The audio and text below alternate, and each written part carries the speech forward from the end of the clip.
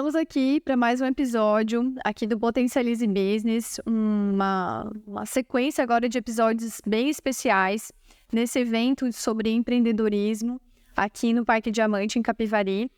E esse é o episódio de número 26 e eu estou aqui com mais um palestrante desse evento, que é o Gustavo Schlickmann. Eu já vou apresentá-lo. Gostaria de lembrar você que todo sábado às 10 da manhã nós temos um novo episódio indo ao ar pela Rádio Comunitária Porto Gravatá. E você também acompanha os episódios nos canais do YouTube e do Spotify. E também você pode acompanhar no Instagram os cortes dos melhores episódios, com apoio cultural de LD Espaço Odontológico. Bom, vou apresentar o Gustavo, então. O Gustavo, ele é formado em administração pela UDESC, fez mestrado, fez muitos cursos, inclusive no exterior. Eu descobri agora que ele é casado com a minha amiga de CrossFit, a Silvia. Um abraço para a Silvia. E também virou crossfiteiro, diz que a Silvia botou ele no caminho. É pai do Gabriel e da Maitê. E ele é um sócio administrador da INES, né? Uma indústria da região de Braço Norte, que tem aí negócios no exterior, que tem uma proporção bem grande. E a história do Gustavo, ela é diferente das histórias que a gente tem contado. Porque muitas vezes as pessoas se surpreendem muito com as histórias de pessoas que saíram do nada e foram conquistando seu espaço. E o Gustavo, ele já partiu de um patamar com muita pressão sobre ele, com muita expectativa, e isso também é muito difícil, você conseguir atender, atingir as expectativas das pessoas, né? Então a gente vai conversar sobre isso também. Gustavo, obrigada por estar participando do Vivi Aprendi Podcast. Seja bem-vindo. Obrigado pela oportunidade, Daniela. É sempre um prazer e um desafio estar falando, né? Quando falaram do Vivi Aprendi, tu falou que a gente ia falar um pouquinho da parte... Eu já fui pensando num podcast técnico, que é onde a gente se sente mais confortável de falar, porque falar da gente é sempre um desafio, mas eu parabenizar pelo projeto. Acho que a ideia de contar um pouquinho a história das pessoas acaba sempre, de alguma maneira, contribuindo com o outro, né? Porque a gente acaba se identificando. Então, um prazer imenso estar aqui conversando contigo. Obrigada, o prazer é todo nosso. Então, vamos começar a nossa conversa. Eu queria que você contasse um pouco dessa tua história familiar, assim, porque quem que era o teu pai, quem que era a tua família, como que foi os primórdios dessa tua história, essa base? Falando um pouquinho de mim agora, eu vou falar, eu sou natural de Braço do Norte. Eu sou filho temporão de uma família de 4 irmãos. O meu pai me teve, já tinha uma certa idade para a época, hoje talvez seja normal em torno de 40, meu pai e minha mãe. Hoje já é mais normal. Então eu vivi na cidade de Braço Norte até os meus 17 anos. E durante todo esse meu período de infância eu tinha sempre a presença muito forte dos meus familiares. Eu tinha a presença do meu pai, que na época era uma pessoa muito popular na cidade, muito conhecida, carismático, era o seu Leso da Moldurarte, né, vinculado ao trabalho que ele realizava na empresa de molduras Moldurarte. A minha mãe também, uma pessoa muito ativa, sempre cuidando muito, muito bem da gente. Eu tinha 3 irmãos mais velhos, né? Então, durante muito tempo eu sempre fui ou o filho do seu Leso, ou o irmão do Sandro, irmão da Cássia, irmão do Geg. Então sempre tinha essa característica, né? Para a gente se reconhecer. Durante muito tempo a gente tinha esse vínculo com alguém que acabava se tornando uma referência, né? De pai ou de irmão. E a minha história até os 18 anos foi construída muito em cima disso, né? E aí, quando que foi essa virada que você se sentiu o Gustavo? É difícil ter um momento que a gente consegue ter essa virada, né? Traçar um marco temporal, assim, foi em determinado momento. É algo que é bom, porque, como tu falaste, né? Eu tive o privilégio de ter uma situação e uma condição bacana para realizar meus sonhos, ter o meu projeto de vida. Enfim, eu me considero privilegiado por isso. Eu tive a sorte de ter esse berço familiar bem bacana, mas isso em contrapartida, como tu falasse na introdução, acaba gerando uma pressão, né? A gente fica com aquele estigma, né? Ele é o filho do fulano, ele é o irmão do Beltrano. Quando eu estava começando, vamos dizer assim, a minha vida adulta, por ser temporão, meus irmãos, a minha irmã já era médica, tinha passado, né, feito medicina na Universidade Federal, meu irmão já era dentista, já tinha feito também medicina na Universidade Federal, que na época eram cursos extremamente concorridos, assim. Sim. O meu irmão, o Cleiton, já trabalhava na Emes Industrial, já tinha uma atividade, então isso acaba gerando uma pressão Sim. na gente, né? Mas eu fui lidando com isso, tentando trabalhar com isso e sempre em mente assim, eu preciso de alguma forma conquistar o meu espaço, né? Sim. E foi quando eu passei no vestibular, né, sempre com o apoio da família, eu passei num vestibular também na época bastante concorrido, que era administração na UDESC ESAG, não me lembro, na época eu acho que eram 36 candidatos por vaga, uma universidade pública, enfim, toda aquela concorrência. Mas eu acho que foi naquele momento, assim, eu não digo a entrada na universidade, mas o período universitário pôde me apresentar coisas que eu não estava exposto ainda. Eu entro numa faculdade, tu é mais um no meio de um monte de gente. Ali eu pude perceber que eu estava muito aquém ou atrás de muitos dos meus pares, então pessoas que faziam faculdade comigo estavam muito mais desenvolvidas, muito mais preparadas, não só intelectualmente e tecnicamente, mas também emocionalmente. Então foi um período que eu fui exposto a uma situação que me trouxe a consciência de que eu precisava ser mais, eu precisava conquistar o meu espaço se eu quisesse ter uma progressão de carreira, de vida, enfim, me transformar talvez no Gustavo, né? Sim. E aí, desse período que você saiu da universidade, para você até chegar na empresa de volta, porque aí tem toda uma questão de você não estava lá na empresa desde sempre, você chegou depois. Como que foi essa chegada lá e até que você conseguiu se estabelecer como um líder lá dentro? A grande... né? Então, fiz a faculdade, eu brinco que acabou a desculpa, né? A gente tinha... eu tive a oportunidade, daí fui morar fora um meio ano, voltei em 2008, né? Eu comecei daí a trabalhar na Emes Industrial. A Emes Industrial, ela foi fundada em 1993, ela já é uma empresa de 31 anos. E já quando foi fundada, 25% já foi destinado a mim, eu tinha 9 anos. Então entra muito nessa questão da pressão, né? Eu já tinha 25%, nossa, eu só tenho a agradecer a isso, é um privilégio. Mas querendo ou não, isso marca e repercute na trajetória da gente. Então eu já tinha 25%, porque foi um acordo feito entre o meu pai e os demais sócios, junto com o meu irmão também. Então acaba a faculdade, o ciclo natural era que eu viesse a trabalhar na Emes Industrial. Eu tive daí o privilégio de vir para a Emes, do ponto de vista societário, fantástico, assim, o apoio dos meus sócios para ajudar a me desenvolver, para ajudar a me acomodar, para me tranquilizar, porque a gente chega muito ansioso, muito inseguro. E os meus sócios me deram muito essa tranquilidade, então foi um privilégio desse ponto de vista, né? Mas existe também um ponto de vista que é um ponto de vista dos demais, né? Sim. Que a gente até viu a Adria falar há pouco numa palestra que ela deu aqui no Potencialize, que é a questão do herdeiro, né? Sim. O herdeiro é uma posição que tu és, não é nenhuma escolha, né? Sim. E durante muito tempo, ainda é hoje estigmatizado aquela brincadeira, isso aí, o que ele faz? Ele é herdeiro. O que ele tá fazendo da vida? Não, ele é herdeiro, sei lá. Até do sentido pejorativo, né? Mas é uma situação que a pessoa ela não tem escolha sobre isso, né?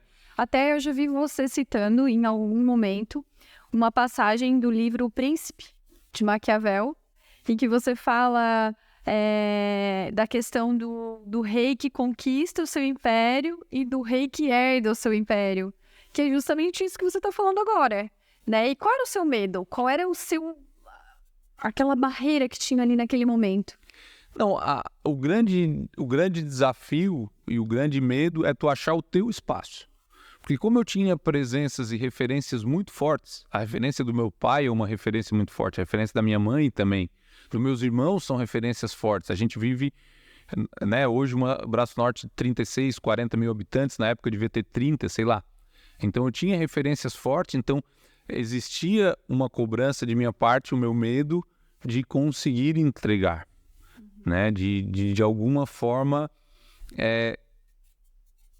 atender as expectativas, porque querendo ou não se cria uma expectativa em torno. Se as pessoas não têm essa expectativa, talvez não tenham, mas a gente cria isso dentro da cabeça.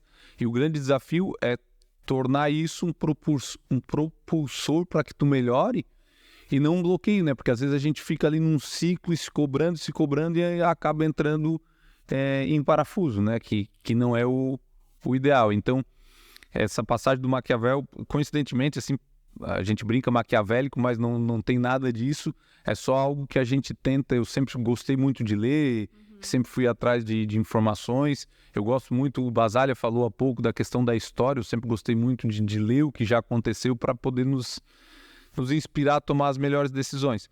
E o livro de Maquiavel, ele fala da questão ele fala muito da questão das conquistas dos impérios, né? Então, quando um rei ele trava uma batalha e conquista um determinado império, tu tens uma relação entre súditos e o rei.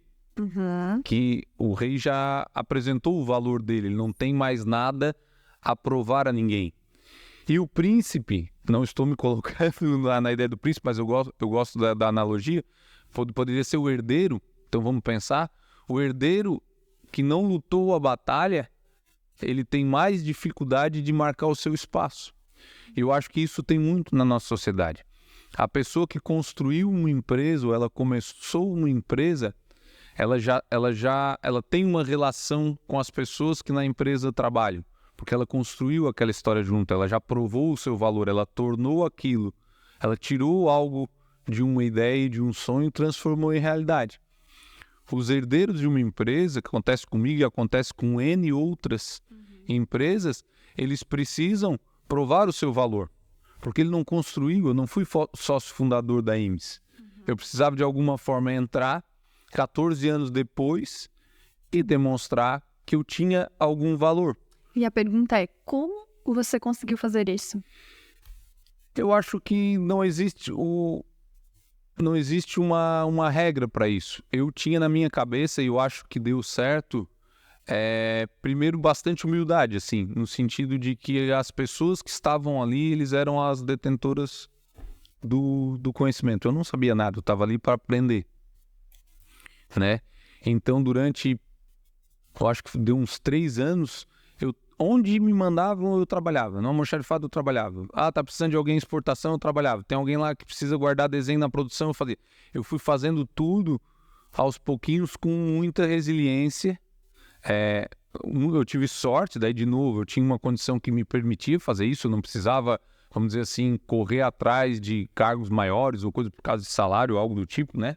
Mas eu conseguia trabalhar eu tinha na ideia assim, eu vou aprender de tudo um pouquinho.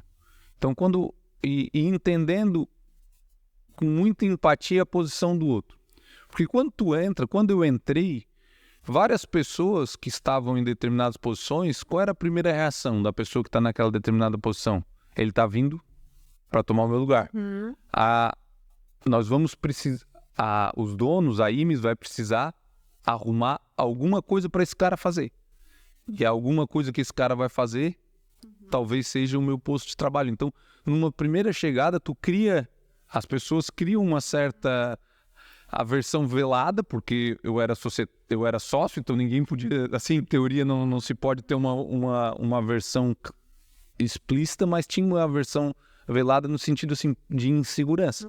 Então, eu acho que se tu vai trabalhando, se propondo, mostrando que tu tá ali para ajudar, que tu não quer tirar o lugar de ninguém, que tu quer construir algo, que tu quer buscar o teu espaço de forma saudável, que o teu espaço, a conquista do teu espaço não precisa vir em detrimento do outro. A conquista do teu espaço pode ser uma soma com a melhora do outro também. Sim. E ao construir isso aos poucos, eu acho que eu fui ganhando a confiança das pessoas e podendo ter um pouquinho mais de tranquilidade para aos poucos apresentar o meu trabalho.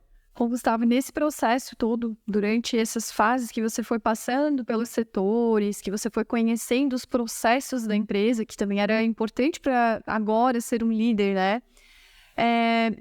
Teve alguma história que aconteceu durante esse período todo que te marcou, que você conseguiu perceber a partir daquela atitude de uma pessoa, daquela situação, que você sentiu assim, nossa, eu tô conseguindo me firmar como alguém, tô me sentindo pertencente? Eu acho que talvez o momento que eu consegui foi em um determinado momento da nossa sociedade. Nós somos 4 sócios, os interesses começam, né? Quando começa uma empresa, todo mundo está extremamente focado na empresa e querendo desenvolver a empresa e trabalhando exclusivamente ali, mas à medida que a empresa vai evoluindo, vai crescendo, os interesses começam a ficar dispersos, né? Um tem um interesse numa coisa, outro no outro. E um dos meus sócios teve um interesse num determinado momento da vida dele, para a carreira política, e a gente tinha uma organização societária, né? Eu estava começando, então eu estava aprendendo de tudo um pouco. Eu tinha um sócio que trabalhava na área comercial e de projetos, outro cuidava da administrativa e financeira e outro da fábrica. E esse que cuidava da fábrica fez uma transição de carreira ali com outros interesses, enfim. E foi naquele momento que eu tive a oportunidade, né, de começar. Um dos meus sócios me chamou e disse, enfim, o fulano tá se ausentando um pouquinho mais da área produtiva, eu acho que é o momento, a gente precisava ter alguém lá, eu acho que é o momento de tu assumir.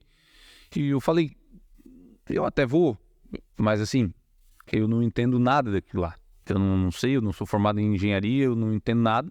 Eu tenho vontade, estou com vontade de aprender, se tu me ajudar. Acho que essa transparência é muito importante. Uhum. E o meu sócio falou, não, eu tenho certeza que tu vai conseguir, estou aqui para te ajudar.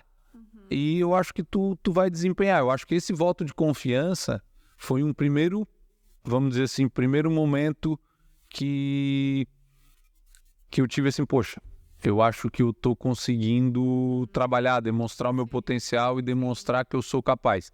Então, naquele momento eu consegui entregar um pouquinho mais e começar a desenvolver um trabalho e marcar um pouquinho mais a minha carreira no sentido de me firmar como um profissional mesmo e com capacidade de lidar com o desafio, com os desafios que uma empresa requer. Uhum. E hoje, mais maduro, passando por toda essa história, o que o Gustavo tem do seu leso?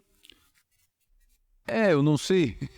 É difícil, né? Falar o meu pai, né? O meu pai faz 81 anos na sexta-feira e o meu pai tem O que eu mais sempre admirei nele durante toda a minha vida não foi óbvio, eu tenho muito a agradecer muito do que a gente é, a nossa família, todos nós, a gente deve a ele e a minha mãe, né? Ele uma presença mais forte, porque a gente tinha uma estrutura familiar mais tradicional, onde a minha mãe cuidava da casa, mas sem dúvida os dois com um papel fundamental, né? Mas falando do pai em específico, o que sempre me chamou a atenção e o que eu sempre admirei muito nele, ele teve uma carreira de sucesso, conseguiu proporcionar uma vida financeira boa pra gente, estudos e tudo, mas o que eu sempre admirei nele foi a capacidade que ele tinha de causar impacto nas pessoas, a humildade com que ele tratava as pessoas. Então, onde eu ia, até hoje, as pessoas ainda falam, tu é o filho do Leso, mas eles não falam o Leso como uma pessoa que construiu um império. Não, eles falam do Leso, o ser humano, a pessoa que tocou a vida de uma pessoa de alguma maneira, o quanto ele proporcionou o bem para outra pessoa, o quanto ele ajudou as pessoas. Eu tenho uma passagem, Dani, eu falei para o meu pai já uma vez e para poucas pessoas. O meu pai tinha um hábito, ele trabalhava na Moldurart e um dos hábitos dele, no sábado de manhã, com as empresas todas fechadas, ele passava pelas fábricas de moldura para dar uma conferida na produção. Eu me lembro que ele pegava uma vara de moldura, mirava assim, para verificar se estava reto, se não estava reto. Eu fazia igual, porque eu não sabia o que ele estava fazendo, mas segurava junto. E eu era muito novo, eu devia ter uns 7, 8 anos, e nós estávamos lá em São Gerardo, da HF, que era uma das empresas do grupo Moldurart, e chegou uma pessoa, um pai, com uma criança que devia ter ele tinha a minha idade, assim, ele era do meu tamanho. E o pai estava andando pela fábrica, ele chegou, seu Lésio, eu queria falar com o senhor. Daí eu pensei, não, eu queria te apresentar meu filho. Daí ele parou na frente e olhou pro filho dele, um menino da minha idade, eu me lembro da fisionomia dele, e ele disse assim, meu filho, se tu tá vivo hoje, se tu tá aqui com o pai, tu tens que agradecer a esse senhor aqui. Porque hoje tu só tá vivo, porque esse senhor aqui nos ajudou quando a gente mais precisava. E eu tinha 8 anos na época, e aquilo eu lembro daquela cena como se fosse hoje. E aquilo eu carrego até hoje esse orgulho de dizer assim, poxa, o meu pai, em algum momento, e por diversas pessoas, já pôde impactar positivamente. E eu acho que isso eu carrego para mim em todas as ações que quando eu me vejo em dúvida, quando eu me vejo decidindo qual caminho traçar, eu sempre trago essa lembrança e essas memórias, porque eu acho que no fim da vida é isso que vai nos dar o orgulho de dizer assim, poxa, de alguma forma valeu a pena, né? Porque senão não fez sentido a minha passagem aqui. Então foi uma marca bem grande do meu pai e que eu carrego muito. Se eu tenho muito dele, eu não sei te dizer, respondendo a tua pergunta, mas eu tento trazer muitos ensinamentos dele. A minha maneira, eu acho que cada ser humano, a comparação é sempre injusta. Acho que cada ser humano tem o seu perfil, mas eu acho que o que o outro tem de bom, a gente tem que procurar se inspirar e copiar, né? E eu tento fazer isso com meu pai sempre. Que bom. E, Gustavo, como que o Gustavo sempre foi, assim, eu vou falar de uma coisa agora que foi uma passagem da tua vida ali, que você trabalhava muito? Você se achava workaholic, assim? Não, eu nunca cheguei a ser um workaholic, assim. E daí, de novo, eu olho pro meu pai. Meu pai trabalhava eu estudava em Tubarão, até encontrei teu marido aqui, a gente ia de ônibus. Na época, as escolas, né, a gente não tinha escolas particulares em Braço do Norte, a gente ia para Tubarão todo dia e de volta. E eu saía de casa às 6 e eu acordava às 6, meu pai já não estava. Chegava às 6 da tarde, quando não atendia cliente à noite, chegava às 10 da noite. Então, assim, só para fazer uma baseline, a gente trabalha menos, né? Infinitamente menos. Mas eu tinha muita dificuldade de desconectar, assim. Chegou um determinado período ali que, né, eu fui assumindo uma coisa aqui, outra coisa ali, e eu estava com muita dificuldade de me desconectar. Então, embora às vezes fisicamente eu não estava trabalhando, mas mentalmente eu estava sempre ligado com aquilo, sempre preocupado, sempre tentando pensar sobre aquilo e um foco excessivo na atividade do trabalho, assim. Então, foi um período, assim, que eu tive que dar vamos dizer assim, sair do corpo um pouquinho, fazer uma reavaliação até que ponto aquilo fazia sentido, porque às vezes a gente se perde um pouco num ciclo.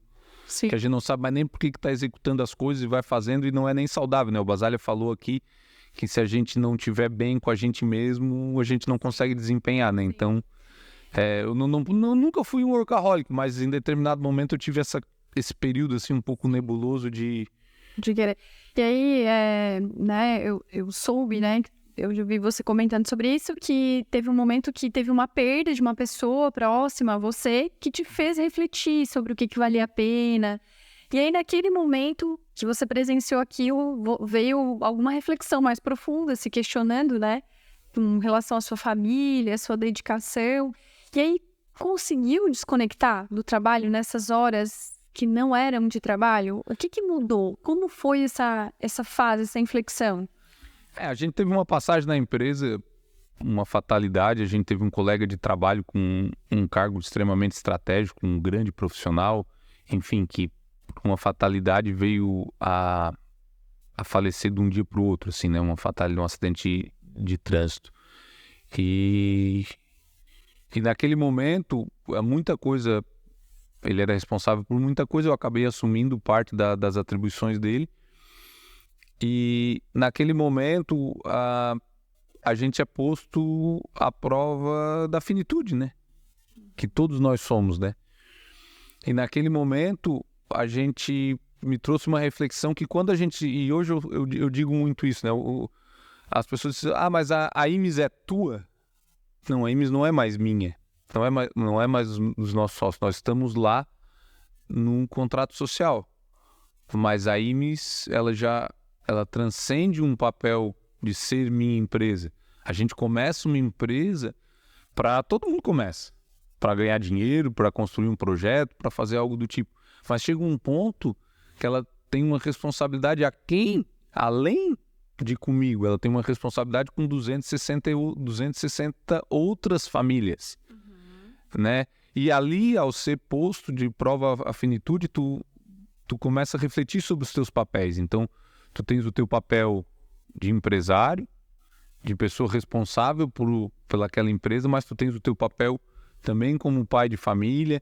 Então, ao ser exposto a essa questão da finitude, tu começa a refletir, vem cá, o que eu tenho que fazer que vai valer a pena para mim, para minha família e para minha empresa? Porque tem que ficar claro, eu acho, que para quem está à frente de uma empresa que começa a adquirir um determinado porte, da responsabilidade que tu tem não só contigo. Então, ali me deu um gatilho de que, assim, a gente tem que construir as coisas, ou as nossas relações, ou enfim, as nossas relações, construir os nossos projetos para serem atemporais, além do nosso tempo. Então, quando se fala de uma empresa, nós temos que preparar para que ela esteja e se perpetue além do nosso tempo, além do Gustavo, além do fulano, do ciclano, para que ela tenha perenidade. E assim é com as nossas relações, né? Nós temos que cultivar relações que sejam fortes e que se perpetuem ao longo do tempo, mas que a gente não tenha relações supérfluas, né? Então, às vezes, a gente tem relações muito evasivas com as pessoas, a gente não se entrega, a gente não dedica tempo, a gente não investe tempo e acaba ficando algo superficial e isso não se prova ao longo do tempo, né? Então, essa exposição à perda me fez ter essa reflexão não só da vida profissional, mas da vida pessoal também. Como é que eu estou construindo as minhas relações? Como é que eu estou construindo a minha vida? O que vale a pena? Então, a gente conseguiu, me ajudou a trazer, ou pelo menos, né? A gente não consegue virar a chave de uma hora para outra, mas pelo menos priorizar aquilo que efetivamente tem significado para a gente, né? E como que é o Gustavo pai? Eu sou bem caseiro, né? Eu sou pai, né? Assim, eu adoro minhas crianças. A gente tem uma agenda, assim, batidinha, né? Então, sempre que possível, eu tô com as crianças. Eu gosto de incluir as crianças nas minhas programações. Final de semana eu sou um cara de ficar em casa, não sou um cara de ficar muito... enfim, tenho um estilo bem... Sempre que eu faço uma programação, eu tento incluir as crianças. Eu acho que o pai, eu tive isso muito forte com o meu. Eu acho que o pai é aquele que arrasta pelo exemplo, né? Então, não ser um pai de falar, mas de fazer, né? De estar presente, de construir memórias juntos. Eu acho que é isso que vai ficar marcado. Como ficou marcado comigo, é o que eu tento deixar marcado para eles, né? Sim. Essas memórias. Quais são as idades que eles são? Eles têm 10 e 6. 10 e 6. E você conta, assim, essas histórias Porque o seu pai é vivo. Sim, sim. Então o vô conta essas histórias pros netos? Ou você conta pros seus filhos quem era o vô? Essas histórias... Sim, eu tento transmitir isso de família. E isso é muito legal, como vai trazendo um senso de pertencimento, assim, para as crianças, né? Eles começam a se identificar com o vô. E o engraçado das minhas crianças é o seguinte, é muito engraçado, principalmente do meu mais velho, que ele se apropria muito das histórias. Então ele tem uma capacidade de empatia, ele sente muito tudo que está envolvido numa determinada história, ao ponto de, por exemplo, a minha esposa, a Silvia, ela perdeu os pais muito, muito jovem e, enfim, o Gabriel não teve a oportunidade de conhecer o avô materno. Mas muitas histórias surgem do avô materno, do pai da Silvia, da minha esposa. E hoje, o engraçado é que ele não teve a oportunidade de conviver com o senhor Renato, que era o avô materno, mas ele conta as histórias com uma propriedade como se ele tivesse vivido aquilo. Ele pede essas histórias. E eu acho que isso é muito bacana, né? Porque a gente consegue transmitir esse sentimento. E é importante a gente reconhecer a família, a importância que a história familiar tem na vida da gente e na nossa base, né? Eu acho que... Sim. E, Gustavo, olhando toda essa tua trajetória e as responsabilidades que você foi assumindo, porque as coisas, depois que você entrou na empresa, as responsabilidades foram surgindo por questão da ocasião, né? O seu sócio saiu, você teve que assumir. Enfim, várias coisas foram acontecendo e você teve que ir assumindo. Qual foi a tua principal habilidade que você acha que você tem, que te fez chegar lá, que te fez conseguir superar todos esses obstáculos ou desafios que foram surgindo durante a tua trajetória profissional? Hoje o Basaglia falou, desculpa citar, mas é porque tá fresquinho, mas hoje o Basaglia falou um negócio interessante que eu, assim, ouvi e eu acho que acabei me identificando, né, da questão da versatilidade. Eu não sou um gênio em nenhuma área, não sou um especialista em nenhuma área, mas eu me considero acima da média em muitas. Então, um conjunto de habilidades eu acho que eu tenho em diversas áreas acabam me ajudando a transitar muito pela minha posição hoje, né? Então, eu consigo discutir alguma coisa de governança, se quiser discutir alguma coisa de produção, eu vou discutir, financeiro, contabilidade, enfim. Então, eu não sou um especialista em direito tributário, mas eu acho que o meu conhecimento é acima da média. Então, acaba me ajudando a transitar, dada a função que eu tenho hoje, né? E eu acho que isso me ajudou muito. E a gente constrói muito isso à medida que a gente se permite a não ter uma carreira reta. Né? Que é aquilo que, às vezes, eu vou... Né, isso talvez na área de exatas tenha muito, né? Eu sou engenheiro eletricista, sei lá, eu sou engenheiro de automação, então tu é muito bom em automação, tu desenvolve uma capacidade técnica. Óbvio, existem profissões ou carreiras que tu precisa ter isso, não, eu não estou desmerecendo, mas eu acho que da parte de gestão, às vezes tu ter essa visão um pouquinho mais ampla acaba ajudando. Para quem não teve a oportunidade de assistir o Basaglia, então, já que você citou, e para quem não conhece ainda o Ricardo Basaglia, ele é um dos maiores headhunters, né? Então, ele é recrutador de profissionais para empresas do Brasil. E ele deu uma palestra justamente falando sobre pessoas, sobre características de um líder, né? Falando sobre gestão. E ele falou uma característica fundamental que as pessoas precisam ter para se colocarem bem no mercado de trabalho, que é a capacidade de se adaptar. Né? E aí volta lá para aquela teoria da evolução de Darwin, que já dizia que vence, sobrevive, não é o mais forte nem o melhor, é o que tem a melhor capacidade de adaptação. Você se enxerga muito nisso, então, de se adaptar, porque você foi se adaptando às coisas que foram... Eu fui me adaptando, eu trabalhei com comércio exterior no início, daí aquela história de tu entra na empresa, não tem muito onde ficar, tu vai encostando em qualquer lugar que tem um servicinho para te fazer. Eu fui fazendo processo, analista de processo, vai trabalhando com processo. Daí veio essa questão da fábrica, a hora que veio a questão da fábrica eu vi que eu não sabia nada daquilo, fui atrás. Eu acho que isso é muito importante, a gente sempre buscar profissionais que estejam mais capacitados do que a gente. Tem muita gente boa na rua, então vamos ouvir, vamos trazer essa gente para junto da nossa empresa para tentar desenvolver. A gente fez isso na produção, daí eu comecei a adquirir um pouquinho de conhecimento, de corpo na área de produção. Daí essa fatalidade eu tinha que ir para a área de importação, comércio exterior da área de importação. Não fazia isso, tive que começar a fazer, não gostava de viajar, gostava de viajar, óbvio, a lazer, mas a trabalho ainda tinha um pouco de resistência. Tem que botar o pé na estrada, tem que ir para a China, tem que ir para onde for a gente vai. Entrei na área de comércio, né, exterior, depois precisou fazer uma questão financeira, entra na área de financeira, a gente começou a trabalhar com a Dom Cabral, tinha que passar um pouquinho para a parte de governança, vai na governança. Então, assim, eu fui beliscando de tudo um pouco e eu sempre botei para mim assim, hoje eu tenho a IMES, hoje eu tenho a IMES, eu estou como proprietário da IMES, a IMES pode estar ali ou não, por diversos fatores, ela pode ser comprada, a gente pode tomar uma decisão errada e ela vir a fechar, enfim. Tem N situações que podem acontecer com a Imes. Embora eu seja dono da Imes, como é que eu vou construir a minha carreira e como é que eu vou me posicionar se eu precisar ir para o mercado? Então eu sempre fiquei, se hoje eu precisar sair daqui e bater na porta de alguém, o que eu vou ter para oferecer? Qual é o meu repertório? Qual é o meu nível de competências? Por quais experiências eu já passei?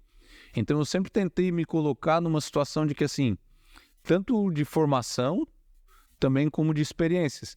De que se um dia eu precisar ir para o mercado de trabalho, eu tenho que estar pronto para ir para o mercado de trabalho. Hoje eu sou o dono de uma empresa, mas não quer dizer que eu vou estar dono de uma empresa a minha vida inteira. Ninguém sabe o dia de amanhã.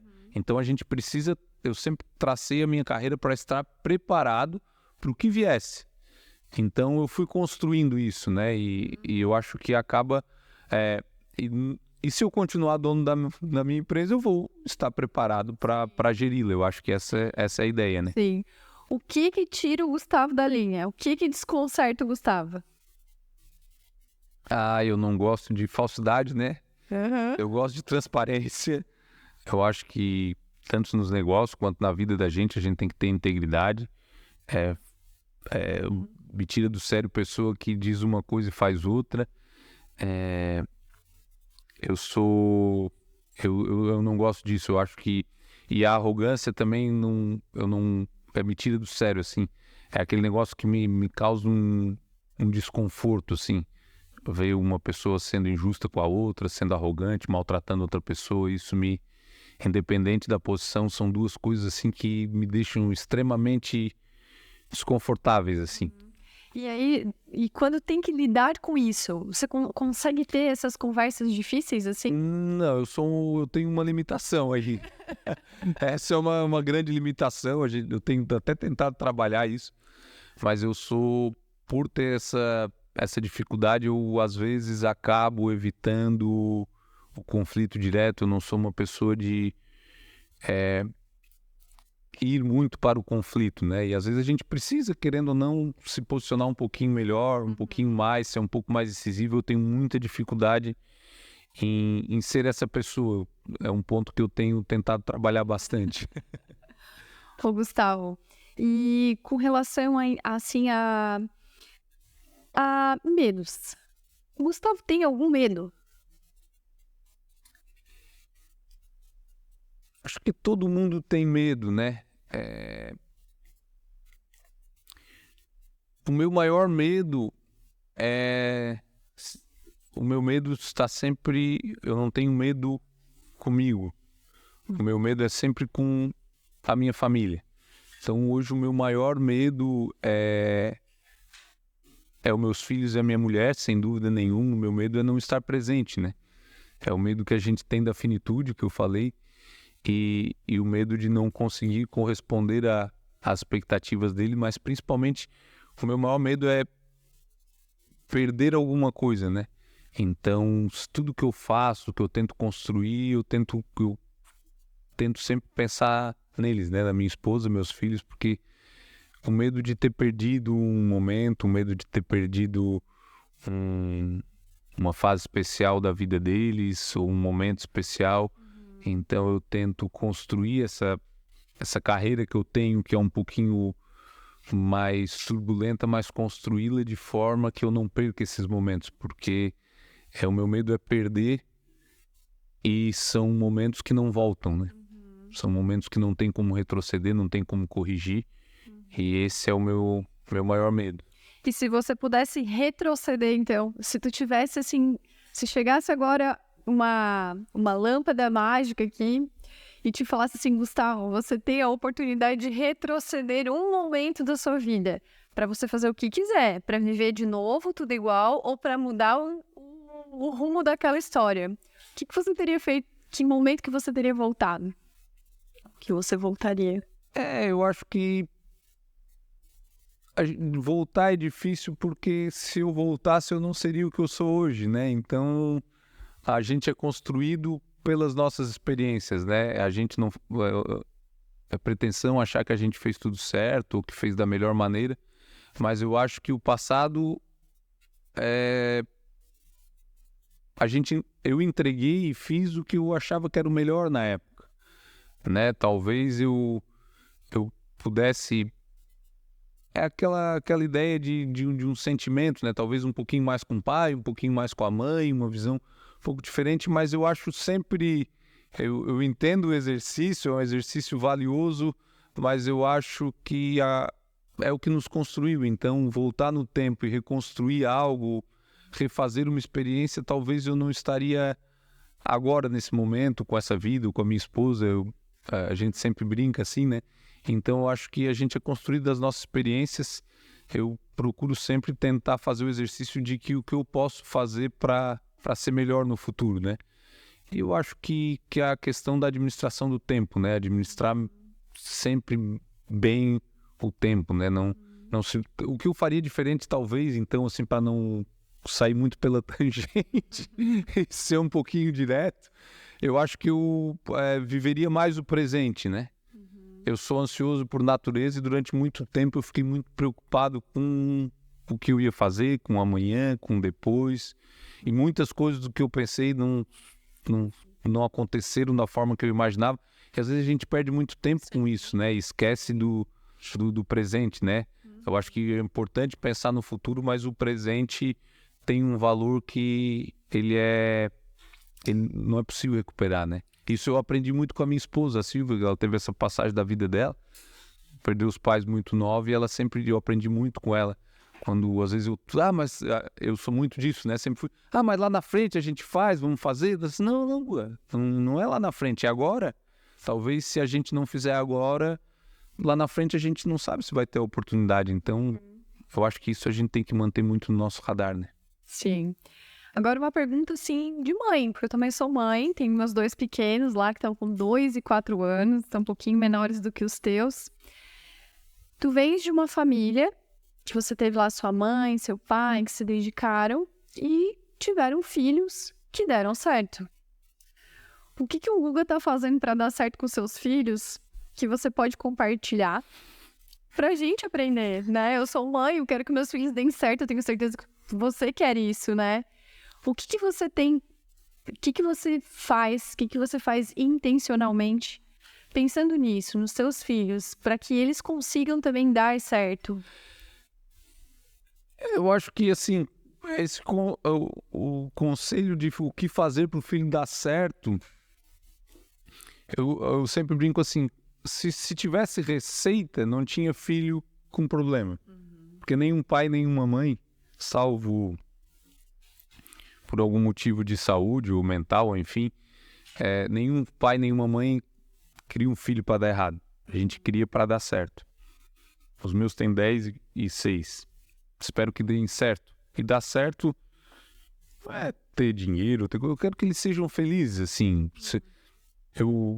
Se escolher sem menosprezar nada, mas sei lá, se eu quero ficar fazendo qualquer coisa, eu quero ser artista, eu quero ficar pescando ali na beira da praia, eu quero ser CEO de alguma empresa, se tu estiver feliz, tá legal, filho, vamos junto. Tu tem que estar feliz e tu não pode fazer mal para ninguém.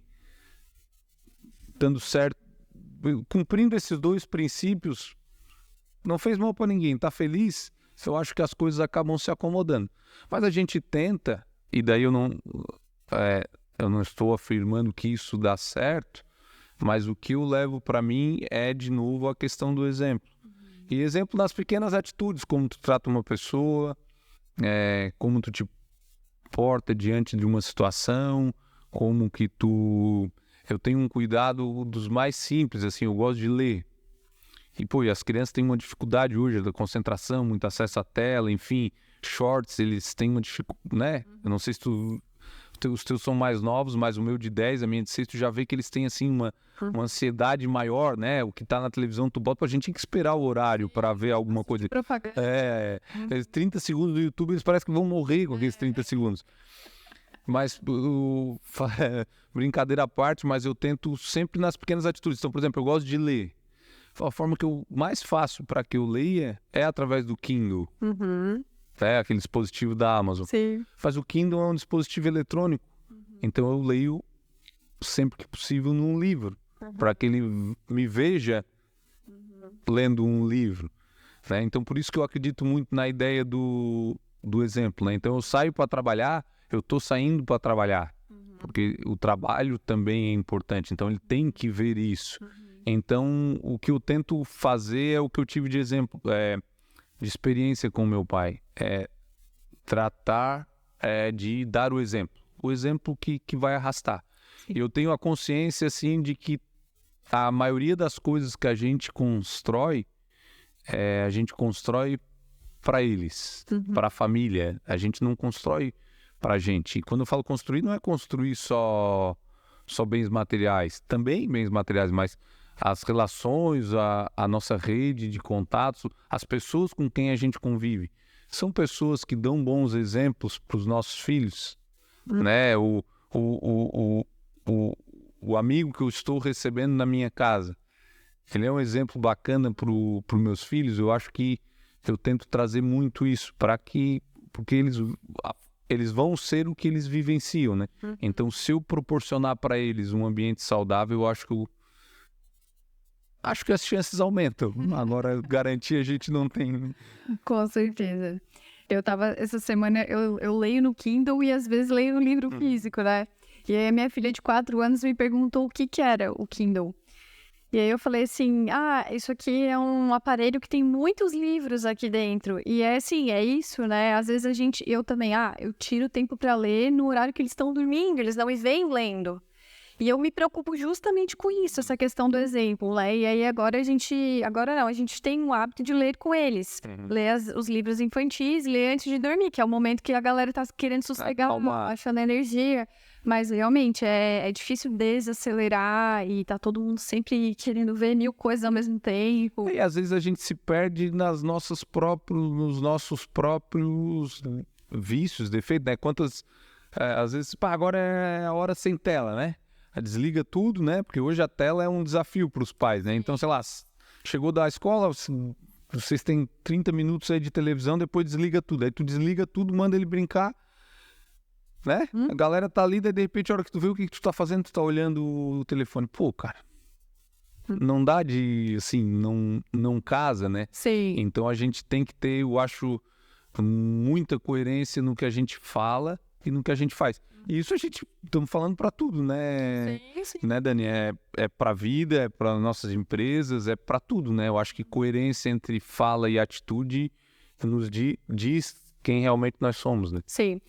E a gente está chegando já na reta final, o tempo vai passando e voa.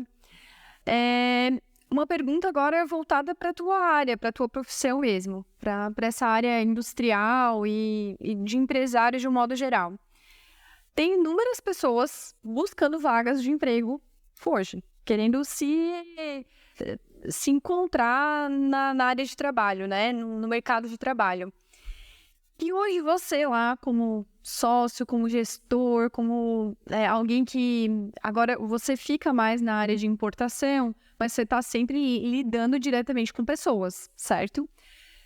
Para quem está te escutando agora e que não conseguiu ainda se encontrar no mercado de trabalho, o que você especificamente busca num colaborador?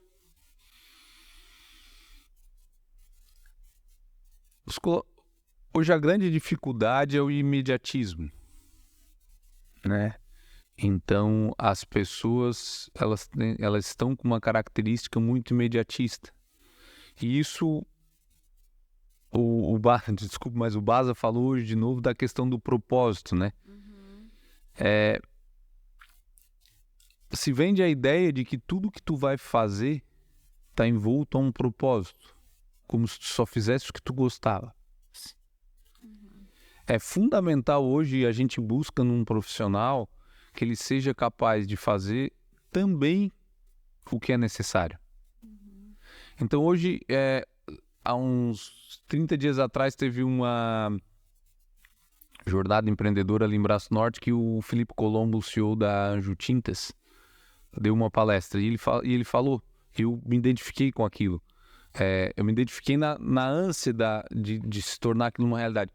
A gente tem que saber fazer... A gente tem que saber que nem sempre a gente vai fazer o que gosta. Só porque mesmo que a gente não goste, a gente tem que fazer bem feito. Ele citou o exemplo que ele odeia ler balanço. mas ele tem que saber ler balanço bem. Ele tem que saber identificar o que é um balanço, como interpretar, o que aqueles números estão dizendo para ele, embora ele odeie. Em um determinado momento do dia a dia dele, do cotidiano, ele vai fazer algo que tenha um propósito, que seja um negócio bacana, que ele esteja engajado. Beleza. E eu acho que é isso que está faltando no profissional hoje. Perceber que, tem muitas oportunidades, mas que nem sempre tu vai conseguir fazer só o que tu gosta. E às vezes tu vai passar um período da tua vida fazendo algo que tu não goste, até encontrar algo dentro daquele meio que realmente faça sentido para ti. Mas as pessoas não se permitem, as pessoas não trabalham. Então, como se, sei lá, eu iniciasse hoje uma jornada e de uma hora para outra vai ter um estalo aqui mágico e eu vou achar algo fantástico. Não, envolve muita resiliência, envolve permanecer naquilo, se permitir estar aberto, né? Tu mesmo falaste, né, tu começou na carreira de odontologia, foi para a área de acadêmica, fez mestrado, fez isso, fez aquilo, agora está aqui apresentando um podcast sobre sentido de vida, sobre coach, sobre um monte de coisa bacana que surgiu para ti. Talvez agora tu tu encontrasse um significado maior, mas enfim, ainda assim, tu traçasse a tua jornada, tu tivesse resiliência, tu começou algo e terminou. Eu vejo as pessoas não terminando, elas começam algo e não terminam. Porque no meio do caminho não tive propósito. Daí é o que o Basalha falou, muita gente ancorada nisso para fazer aquilo que não quer, para não demonstrar uma incompetência. Então, se permita, eu acho que o profissional precisa ter esse tipo de postura, né? Muito bom, hein? Muito bom. E nós estamos chegando na pergunta final. Opa! Essa pergunta... Me falaram que eu ia chorar, eu já tô contente que eu não chorei até agora. Deus! Mas deu uma balançada, daí eu pedi pra voltar, né? De certo, vamos fazer um take. Olha só, essa pergunta final, ela é passar a régua na conta da tua vida. Fechar a conta e analisar tudo isso que passou. Todas essas fases que você viveu, tudo que você aprendeu, os grandes ensinamentos, os valores que te trouxeram até aqui. E se você fosse fechar essa conta e resumir a mensagem que a tua vida traz, o teu exemplo traz, e dissesse isso numa frase dizendo assim, eu, Gustavo, vivi o que vivi, aprendi que...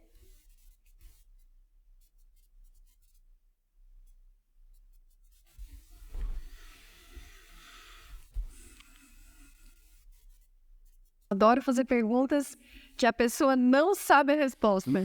Essa, eu tenho certeza que é pergunta boa. Essa é porque a outra tá no script, né? E sempre que a gente é forçado a pensar, eu tô olhando pro logo do podcast para ver se me vem, né? Eu vivi e aprendi, a gente não é acostumado a fazer reflexão, mas eu acho que eu vivi e aprendi com a minha vida, né?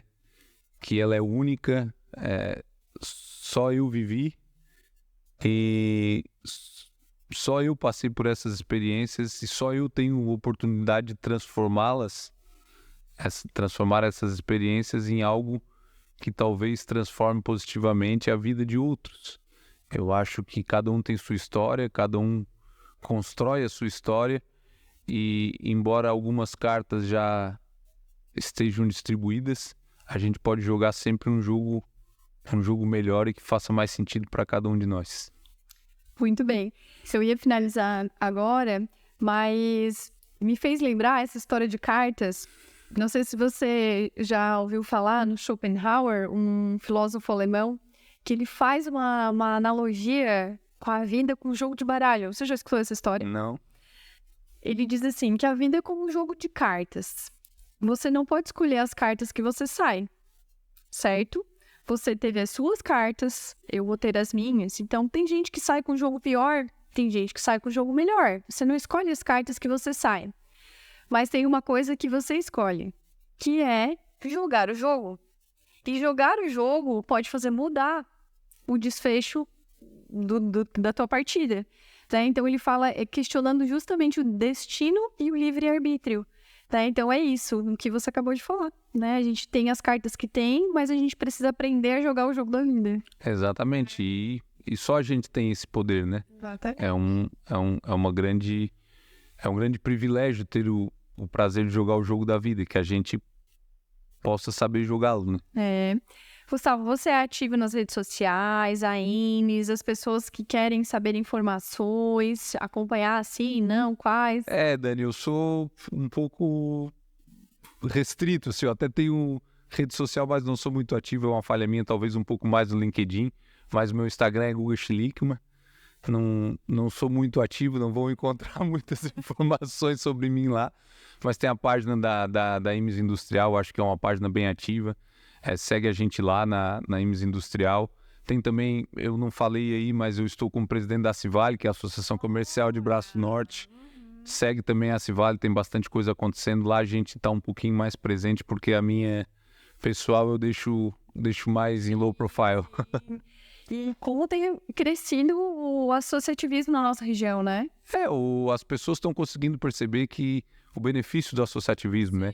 Que embora a gente entregue o nosso tempo, a nossa dedicação, a gente tem muito mais a ganhar. Eu acho que é tema aqui quase que com um podcast inteiro sobre associativismo, mas sem dúvida nenhuma eu acho que é um caminho para a gente poder de alguma forma transformar a nossa sociedade para melhor.